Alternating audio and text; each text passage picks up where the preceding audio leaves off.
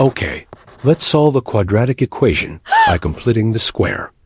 The general form of a quadratic equation is ax squared plus bx plus c equals 0. Let's use the example. X squared plus 6x plus 9 equal to 0. To solve this by completing the square, we follow these steps. Divide the coefficient of x by 2 to get b over 2, which is 3 in this case.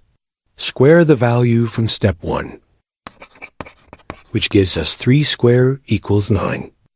Add the value from step 2 to both sides of the equation. X squared plus 6x plus 9 equals 9. X squared plus 6x plus 9 minus 9 equals 0. X plus 3 squared equals 0. Take the square root of both sides.